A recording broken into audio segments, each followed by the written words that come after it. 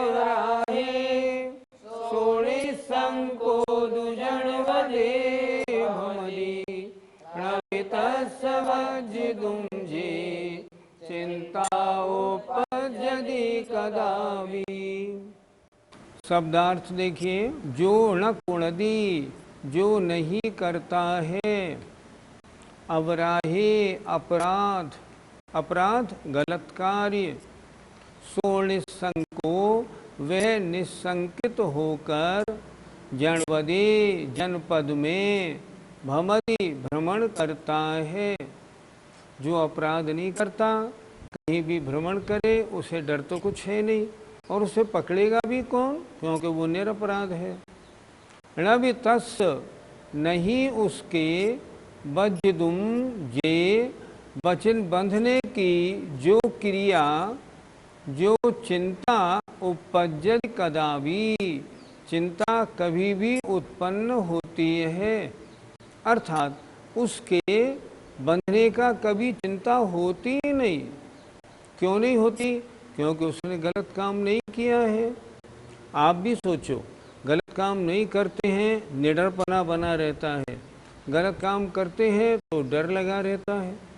आचार्य स्पष्ट कर रहे हैं, जो गलत काम नहीं करेगा उसे डर कैसा।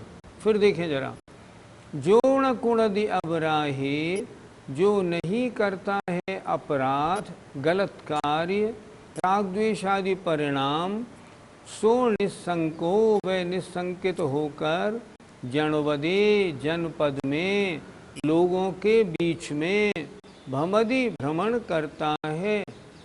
जिसने कोई गलत काम नहीं किया है, कहीं भी आए जाए उसे कोई डर नहीं। न भी तस् बज्जिदुंजे, नहीं उसके बंधने की जो है बात, वो चिंता कभी भी उत्पन्न होती है, उसको बंधने की चिंता कभी नहीं होती। क्यों? क्योंकि दिल निशंक है, मैंने कोई अपराध नहीं किया। जिसने अपराध नहीं किया, उसके दरवाजे के बाहर से कोई पुलिस वाला निकले ना, उसको डर नहीं लगता। क्यों? ये मेरे यहाँ थोड़ी आ रहा है। क्यों? मैंने गलत काम कोई किया नहीं, तो मेरे यहाँ क्यों आएगा? जिसने गलत काम किया है उसके यहाँ जाएगा। इसलिए जो अपराध नहीं करता वो सब जगह बिना शंका के भ्रमण करता है, क्योंकि कोई मुझे पकड़ेगा ऐसी चिंता उसको होती ही नहीं है। बहुत सुंदर गाथा है।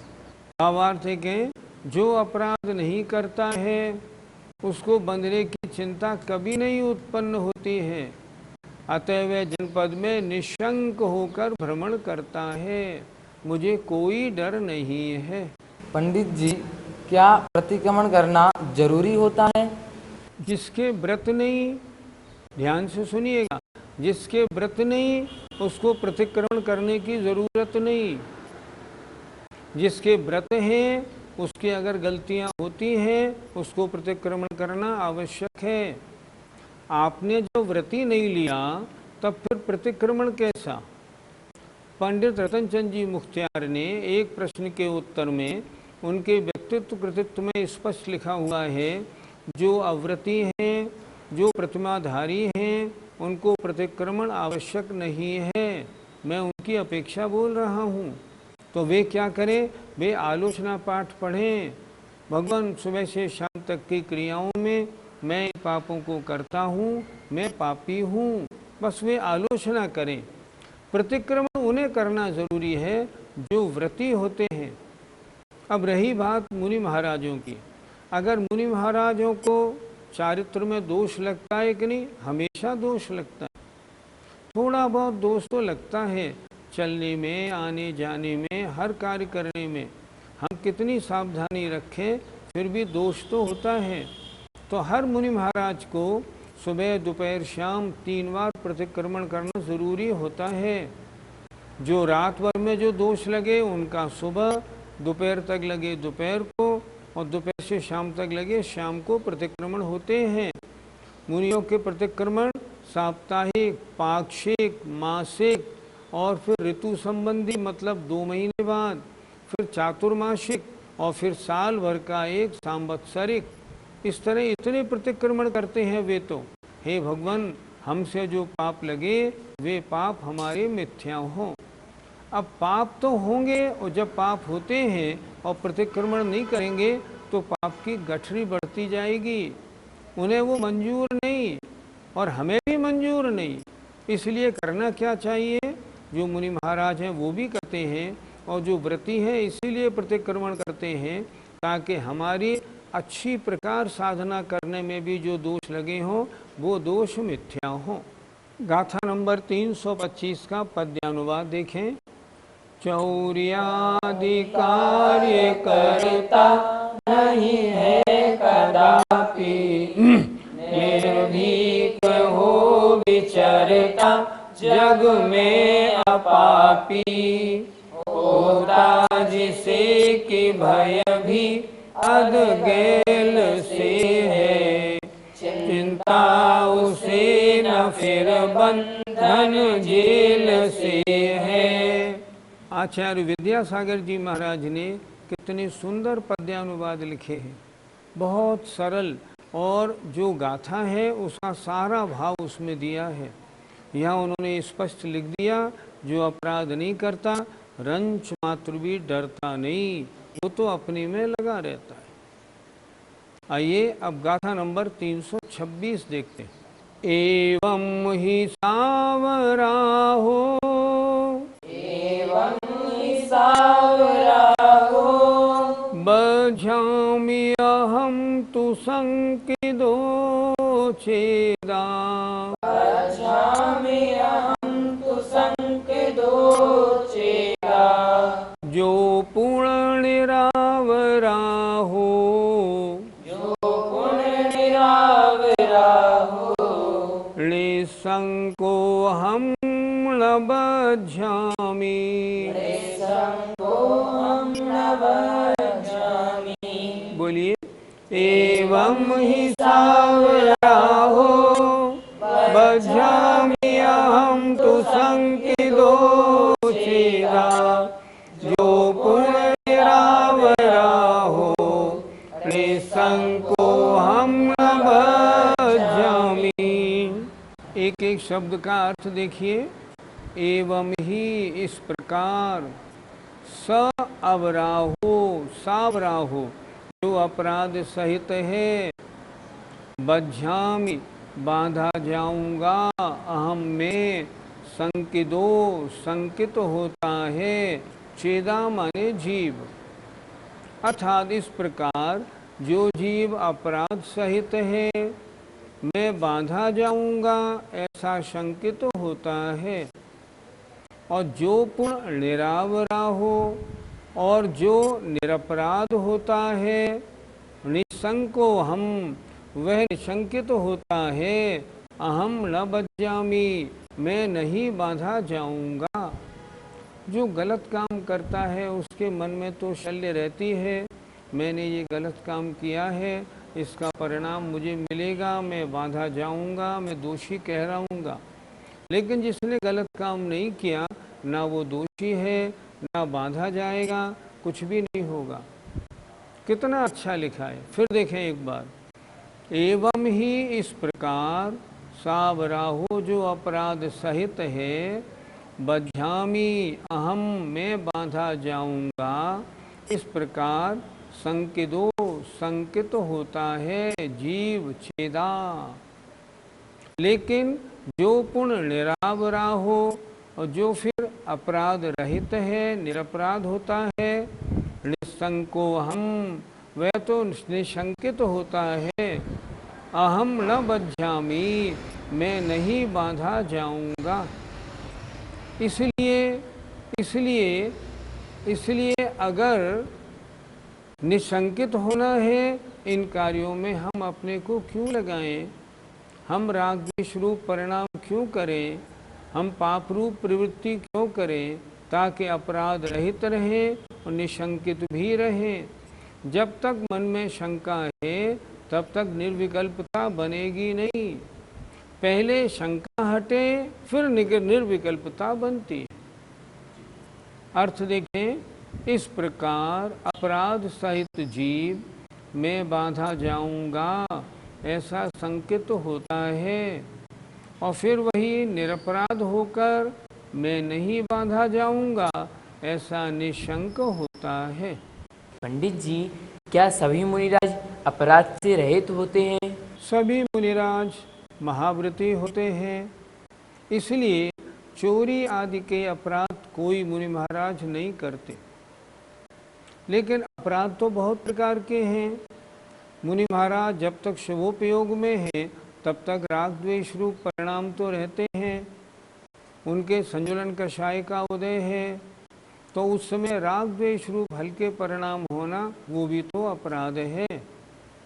यहाँ जो निरपराध की बात कही है वो तो उस ज्ञानी को कही है जो शुद्धोपयोग में लीन कैसे हैं, निश्चय रत्नत्रय को धारण किए हुए मुनि महाराज हैं, यहाँ उनकी बात है। वो कैसे होते हैं? वो अपराध रहित होते हैं। वर्तमान के जो मुनि महाराज यदि कदा यदा कदा शुद्धोपयोग में आ जाएं, उस समय राग द्वेष रूप परिणाम भी नहीं है, निरपराधी हैं, कोई गलत काम इस समय नहीं हो रहा है। लेकिन अगर वो शुभोपयोग में है, परिणामों में राग द्वेष हल्का हल्का है, तो अपराध हल्का सा है, तो उसी के कारण तो उनके आश्रव बंद है, नहीं तो क्यों होगा। पंडित जी, शुद्धोपयोगी और शुभोपयोगी मुनिराज में क्या अंतर होता है? जो मुनिराज किसी भी तरह के कार्य में लगे हैं, प्रवृत्ति सहित हैं, प्रवचन दे रहे हैं, तत्व चर्चा कर रहे हैं, शास्त्र लिख रहे हैं या आहार ग्रहण कर रहे हैं, वे शुभोपयोगी हैं। और जब वे मुनि महाराज सामायिक में बैठे हैं, आत्म ध्यान में लगे हैं, उस समय कभी शुभोपयोगी है, कभी शुद्धोपयोगी हैं। जब सविकल्प अवस्था है तो शुभोपयोगी, और जब निर्विकल्प अवस्था है तो शुद्धोपयोगी। छठे गुण स्थान में तो शुभोपयोगी ही हैं, पर सप्तम गुण स्थान में दोनों अवस्थाएं बनती हैं। मुनि महाराज के छठा सातवां गुण स्थान निरंतर आता जाता रहता है। ऐसा नहीं समझना कि सातवां गुण स्थान तो मात्र ध्यान में होता है, नहीं। मुनि महाराज प्रवृत्ति में रहते हैं तो भी छठा और सातवां गुण स्थान चलता रहता है। और सप्तम गुण स्थान में जब वे आत्म ध्यान में लीन होते हैं तब शुद्धोपयोगी, और जब आत्म ध्यान से बाहर रहते हैं तो शुभोपयोगी होते हैं। सप्तम गुण स्थान से ऊपर तो 12वें गुण स्थान तक के मुनि महाराज शुद्धोपयोगी ही होते हैं। पंडित जी, क्या आत्मानुभवी ग्रस्त भी अपराधी है? आपने प्रश्न में कई बात पूछ ली। पहली बात तो ये, क्या गृहस्थ के आत्मानुभव होता है? निर्विकल्प अवस्था होती है? नहीं होती। वो तो मुनि महाराजों को ही होती है, और जब शुद्धोपयोग में आते हैं तभी आत्मानुभव होता है। शास्त्र के द्वारा आत्मा को जान लेना अलग बात है, और आत्मानुभव तो जब आत्मा में रमण करते हैं तब होता है कि मेरा आत्मा है क्या। इसलिए गृहस्थ के आत्मानुभव नहीं होता, उसे आत्मज्ञान होता है। अगर आत्मानुभव प्राप्त करना है ना, तब तो मुनि बनना होगा, आत्मा में लीन होना होगा और निर्विकल्प अवस्था को प्राप्त करना होगा। बिना उसके आत्मानुभव नहीं होता। आचार्यों ने बहुत स्पष्ट लिखा है, जो गृहस्थ अवस्था में अपने को आत्मानुभवी मानता है, उसने अभी स्वाध्याय नहीं किया। शास्त्रों को उठा के पढ़िए, आप बिल्कुल स्पष्ट लिख रहे हैं। इसलिए ऐसा नहीं, गृहस्थ के आत्मानुभव नहीं होता तो क्या अपराध निरंतर रहता है? अब देखो, अभी तो गृहस्थ ने व्रतों को धारण नहीं किया। अगर व्रतों को धारण नहीं किया तो अपराध निरंतर हो ही रहा है, पाप रूप प्रवृत्ति है। अगर मान लो व्रतों को अणुव्रतों को धारण कर लिया तो भी एक देश धारण किया तो भी पाप रूप प्रवृत्ति है, इसलिए तब भी उसके अपराध तो हो ही रहा है। हाँ, मुनि महाराज जिन्होंने सामायिक चारित्र धारण कर लिया है वे एक तरह से निरपराधी हैं, क्योंकि उन्होंने पांचों पापों का त्याग कर दिया। पर गृहस्थ के तो अपराध है ही। पंडित जी, क्या मुनि महाराज को अपने शरीर से लगाव नहीं होता? शरीर से लगाव है, इसीलिए तो आहार करने जाते हैं। आहार करने क्यों जाते हैं? शरीर ठीक रहेगा तो साधना अच्छी होगी। शरीर से लगाव है, लगाव कैसे छूट जाएगा? अगर शरीर ठीक नहीं होगा तो स्वाध्याय आदि कैसे बनेंगे? इसलिए शरीर से लगाव तो है, लेकिन लगाव नाम मात्र का है, ज़्यादा नहीं। उन्हें लगाव तो असली किससे है? अपने चारित्र से है। मेरे चारित्र पालने का साधन ये शरीर है। अगर शरीर ठीक बना रहेगा तो मेरे चारित्र का पालन अच्छा होगा। कहा है ना, ले तप बढ़ावन हेतु नहीं तन पोषते तज रसन को। मुनि महाराज आहार क्यों लेते हैं?